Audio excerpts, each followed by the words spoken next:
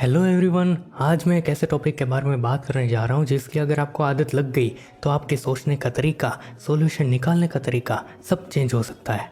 और most important बात यह है कि इससे आप ज़्यादा दुखी नहीं हो सकते। ध्यान से सुनना क्योंकि मैं इसको थोड़ा डीपली समझाने वाला हूँ।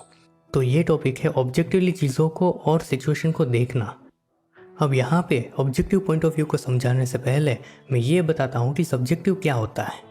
ये एक पॉइंट ऑफ व्यू है, या फिर ये कह सकते हैं कि सब्जेक्टिव का मतलब चीज़ों को अपने हिसाब से फिल्टर करके देखना, और ऑब्जेक्टिव का मतलब है कि चाहे तुम हो या कोई और है, जो चीज़ जैसी है वैसी ही देखना। मान लीजिए आपका कोई दोस्त है जिसने आपके साथ कुछ अच्छा नहीं किया या फिर आपको बहुत परेशान करके रख दिया, और इस वजह से आपने ये फैसला किया कि आप अब उससे कभी बात नहीं करोगे। तो ये है सब्जेक्टिवली आपने इस चीज़ को देखा और आप अपनी जगह सही भी हो। बट इससे होगा क्या कि जब भी वो आपके सामने आएगा या आप उसके बारे में सोचोगे तो आपका दिमाग ख़राब हो जाएगा कि यार ये किसे याद कर लिया मैंने।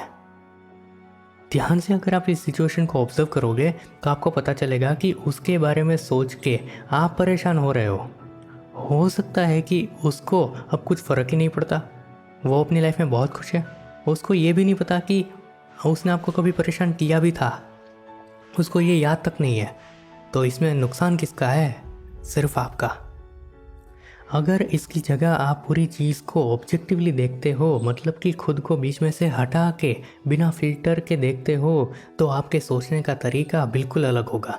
जैसे कि हर इंसान के प्लस माइनस होते हैं, कुछ माइनस मुझ में भी है, कुछ प्लस उसमें भी है। ऐसा नहीं कि सारे के सारे प्लस मुझ में ही भरे हैं या फिर सारे के सारे माइनस उसी में है।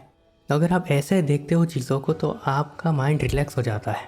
आप बस ऐसे सोचो, अगर परेशानी हुई है ना किसी से तो उसे दूरी बना के रखेंगे, बट मैंने अगर उसको अपने माइंड में विलन बना के रखा तो नुकसान मेरा खुद का है, क्योंकि अल्टीमेटली उसको अपनी ज़िंदगी में इम्पोर्टेंस तो हम खुद ही दे रहे हैं ना। उसको रत्ती भर फर्क नहीं पड़ने वाला आप क्या सोचते हो क्या नहीं सोचते हो, परेशान आप खुद होते रहोगे।